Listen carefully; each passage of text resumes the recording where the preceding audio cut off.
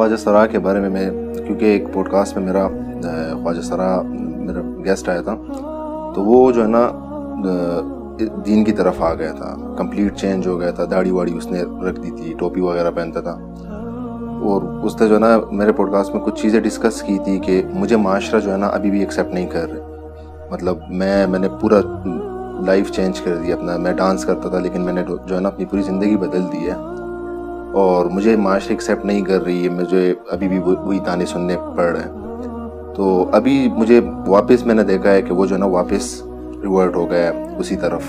تو اس کے بارے میں کیا ہے؟ تو وہ یہ ہم اسی کو بلیم کریں گے کہ دوبارہ کیوں ہو گیا، یا معاشرے کو ہم کریں گے کہ دونوں کو بلیم کریں گے جی.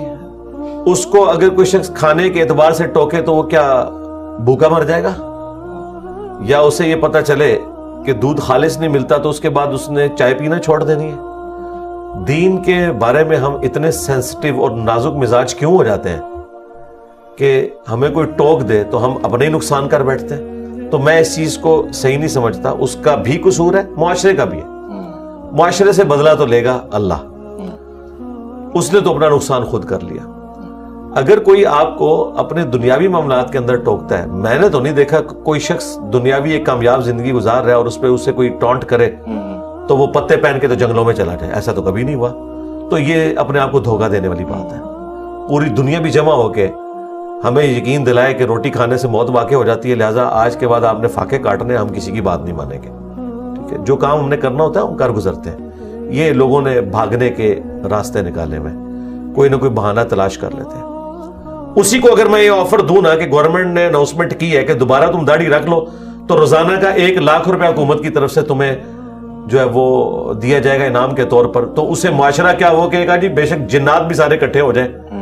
میں تو یہ سارے اپنے آپ کو دھوکہ دینے والے بات ہے، یہ کوئی ریئلسٹک بات نہیں ہے.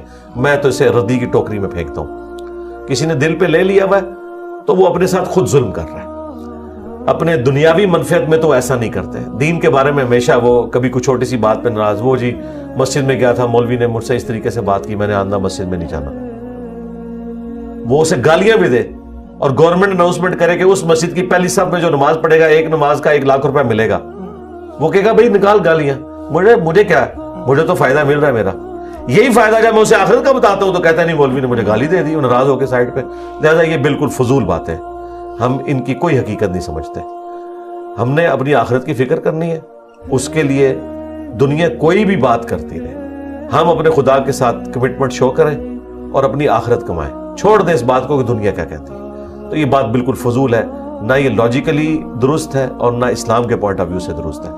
البتہ جو لوگ اس طرح کی حرکتیں کر کے کسی کو ڈس ہارٹ کرتے ہیں انہیں ہم سمجھائیں گے کہ آپ لوگ شیطان کے راستے پہ چل رہے ہیں، آپ اللہ کے ایجنٹ نہیں ہیں. آپ کا کام تھا کہ لوگوں کو دین کے قریب کرتے نہ کہ دور کرتے. وہ ان کا وبال ہے، لیکن جو دور ہو رہے ہیں وہ خود اپنے اوپر وبال ڈال رہے ہیں.